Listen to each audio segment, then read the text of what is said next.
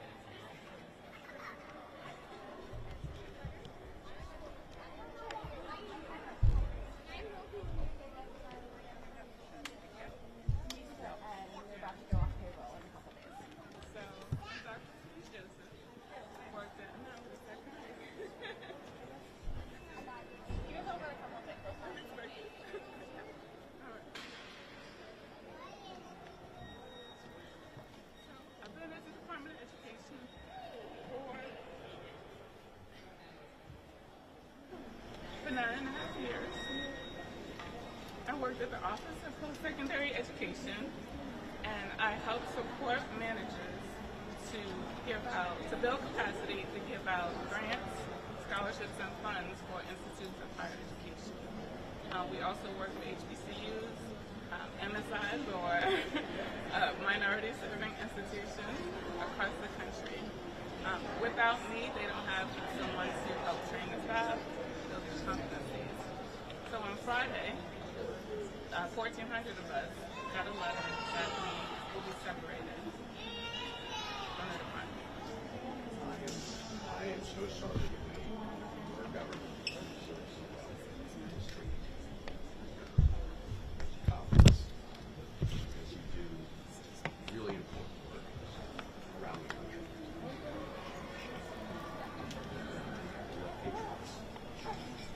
This is an example of democracy. Responding and pushing against this threat.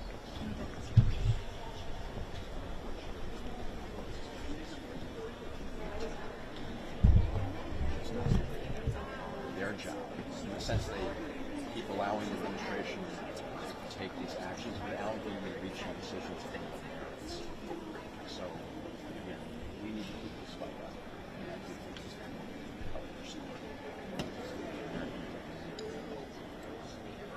what losses they're going to see. Not able to do the jobs that we do. As you know, that Maryland has the third highest number of federal employees, and also with the Department of Education, we have a high number of women and African American women as compared to I think it's unfair. It wasn't done procedurally correct either. Well, I think there are definitely problems about it. That's why it's in the courts, in Congress, and in communities all over the country. And that's why I'm here today. Thank you for listening. Thank you for all you do. Sorry about the circumstances. Thank you. And now we get to hear from the Senator of Northeast, and then we have Senator Welch right afterwards. Well, good morning. Good morning, everybody. How are you? Good morning. I know you'd rather not have to be here again, but let me just say that under the circumstances, I'm glad that you are here, you and your families. And I do want to start where I always start, which is thanking you and your families for your service to our country in the federal government and the sacrifices that you made on that job. And I also want to apologize for the shabby way your government has treated you and your families. It's absolutely outrageous what we've witnessed from the Trump administration. It's also outrageous that our democracy is not functioning the way it should, where you would have majorities in Congress actually doing their job and responding to these outrages. Unfortunately, we have half of the Senate, and it's just AWOL when it comes to standing up for fairness. As you pointed out repeatedly, and I think this is the really important point we need to keep hammering home, you did important work on behalf of the American people. And even as you have suffered this these unfair attacks, you have always come and said you are also so disappointed that you're not able to do the work that you had been doing on behalf of the American people, regardless of what federal agency it was in. We were just talking about the Department of Education and the important role that federal employees there have played in terms of making sure that people have a fair shot at being able to go on to college or go on to other opportunities after they graduate from high school. And this administration is pulling those opportunities out from under people when they get rid of the people whose job it is to administer those kind of programs.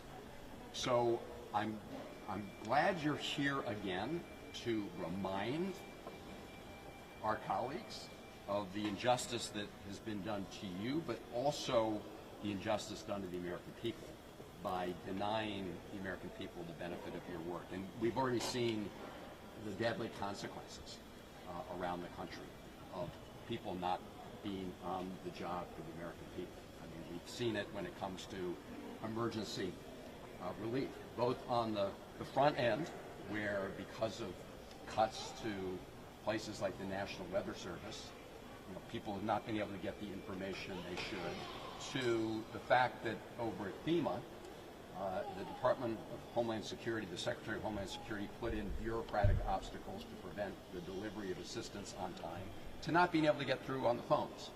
Those are just recent examples of how what the Trump administration does has life or death consequences. And there's so many other examples.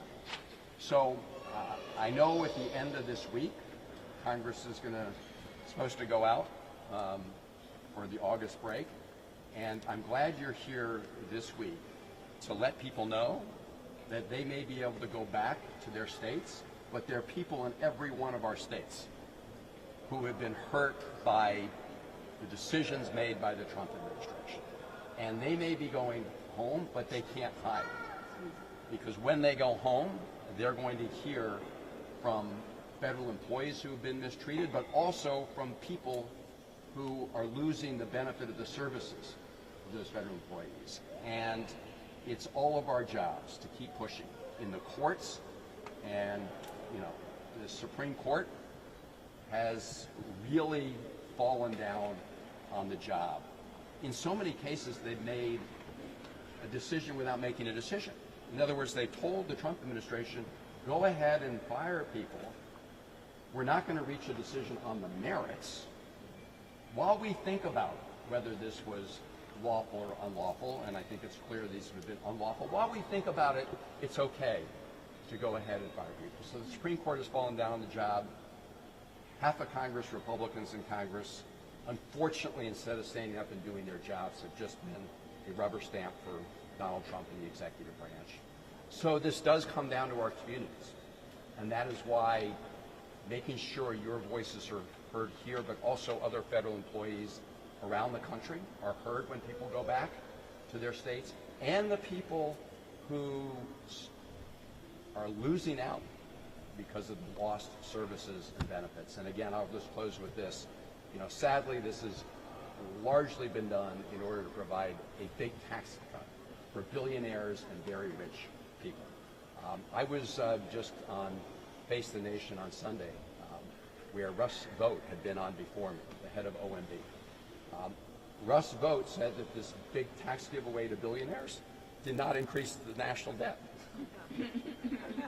It increases it by $3.5 trillion over 10 years, not even including the added interest. And then I pointed out that while Russ Vought is calling on all the other agencies and departments to take deep cuts in their budgets, he's actually asking for a 13% increase in his budget. While he's asking other agencies to lay people off, he's asking for more people in his office.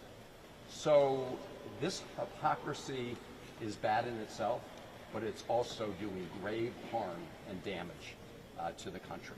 And that's why I'm sorry about the circumstances again, but I'm really glad you are all here to stand up for the American people. You were doing that in your jobs for the American people. Now you're doing it to help make sure that we get out the word as to the betrayal committed by the Trump administration, not only to you, but to the American people. And to all your kids, thank you for the sacrifices that you're making. You're all patriots, and we're grateful that you're here. Now I'm going to turn it over to a very good friend of mine, someone I work very closely with. We served together in the House, we served together in the Senate, Peter Welch, Senator from Vermont. But thank all of you very much. Thank you. Well, thank you so much.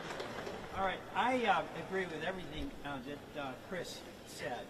But, I want to start. How many of the kids all the kids, raise your hands. You know what? I'm going to tell you something. You guys are special. This is a hard lesson to learn. sometimes in life things happen that are unfair, and they happen to people you love. And what I'm just so impressed with each of you is that you're not hiding from it, you're facing it. You're helping your parents, and you're helping our country. And I'm going to tell you something each and every one of you already knows. You have wonderful parents. You have wonderful parents. And I got to say, they're proud of you. Because in the midst of this horrible event, it is unfair to them. Because as Chris said, they're doing good work. And they care about doing good work. They care that their good work is helping other people. And in a lot of cases, it's kids like you.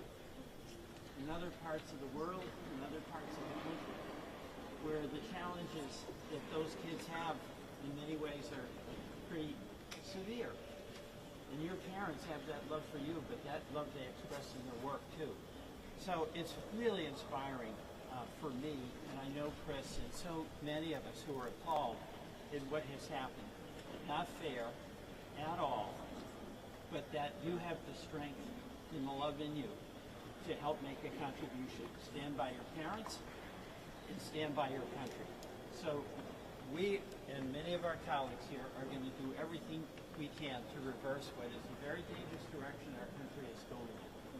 And I do want to express my gratitude to the parents. It's astonishing the good work you do.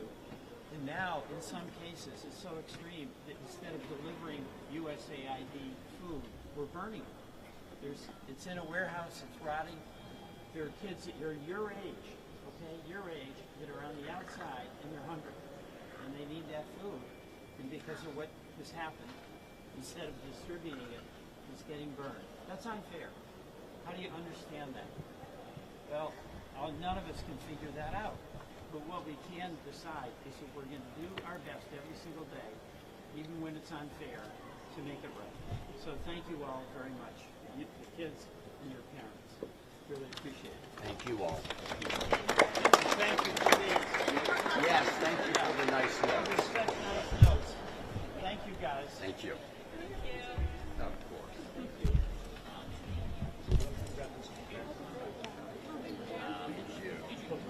Hi. Nice to meet you. Is that your name? All right, Jet. Nice to meet you. Nice to see you again. Yes, nice to see you. I did not see the Good Trouble speech in that. Wow, I'll have to go look at it. I'll send it to Sean on video. Maybe we can find a way to send it to you. Yes. Stephen will. I don't know if you saw mine, but it has interest you. Yes, right after because you came to our city and you had to speak.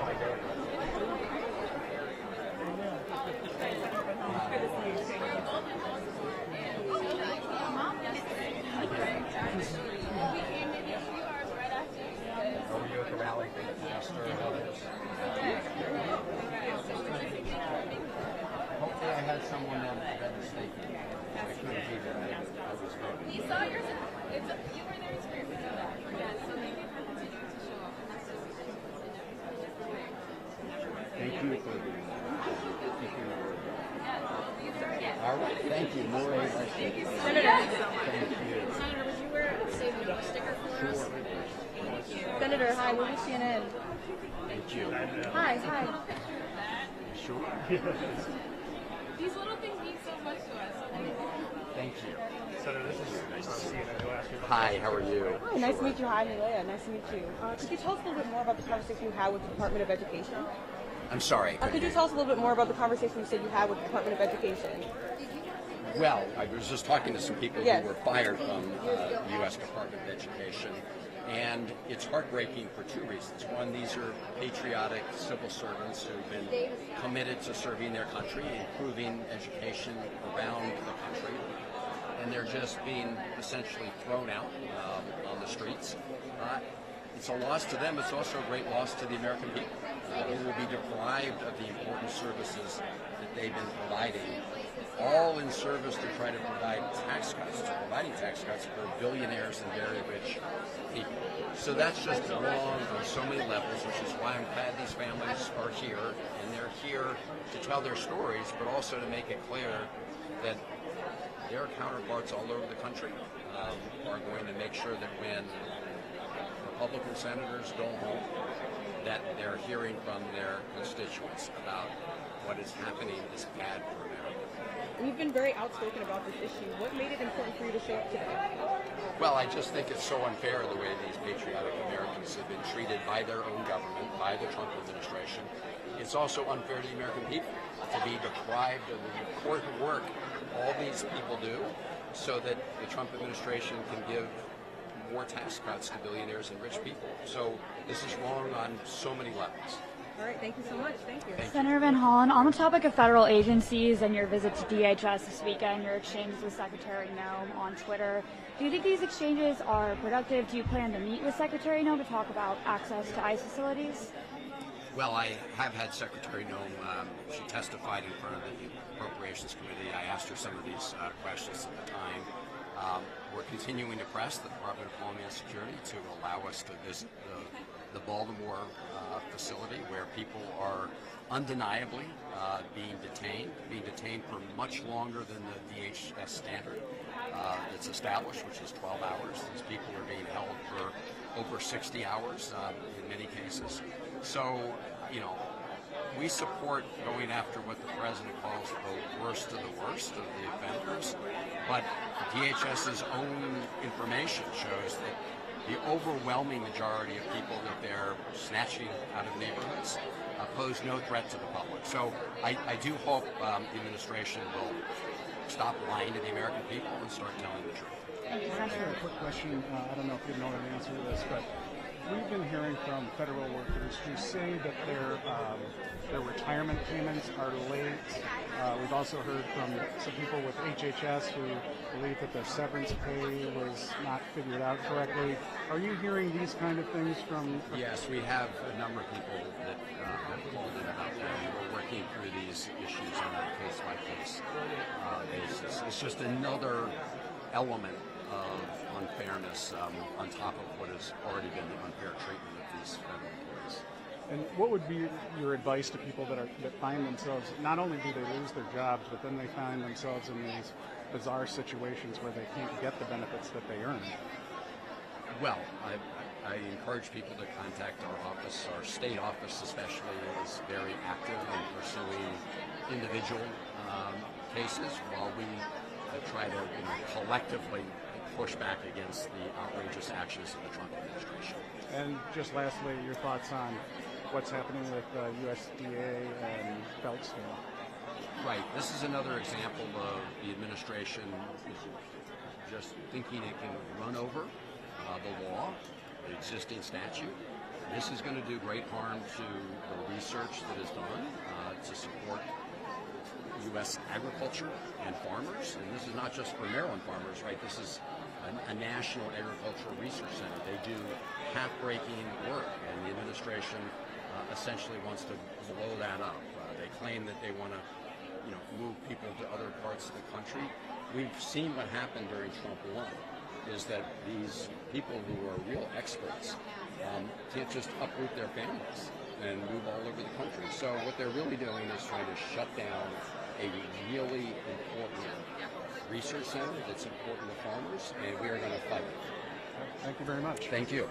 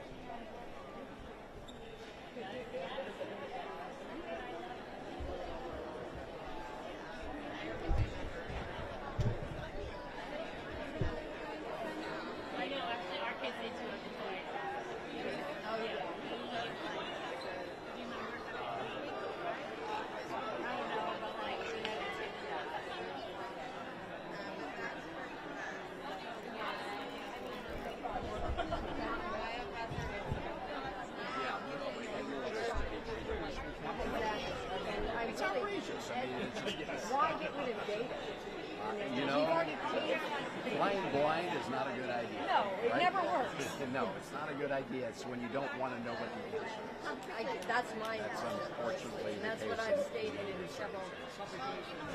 But thank you for your service. Thank you. Constituents. What's your name? Scott Allen, also a Maryland resident, grew up in Annapolis, and started ironically, my federal service in the station as a college intern for Sarbanes. Oh, really? Yeah. But then started my legal career in the South Tower World Trade Center, and from there went to be a baby lawyer for the 9/11 Commission. Did that, and then have been at the State Department's Counterterrorism Bureau as a senior Al-Qaeda strategy person for the last 20 years, along with We counter white supremacy. Things instead of working, trying to protect America. state counterterrorism role that happened for many, many years. So for a number of years and decades, we've lost and they never really asked for any handoff.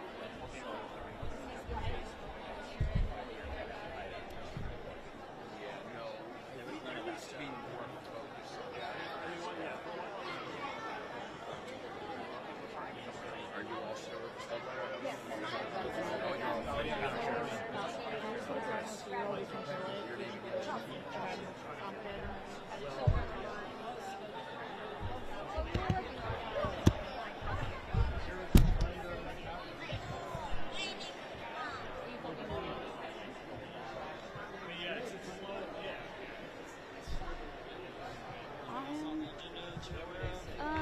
Not right now.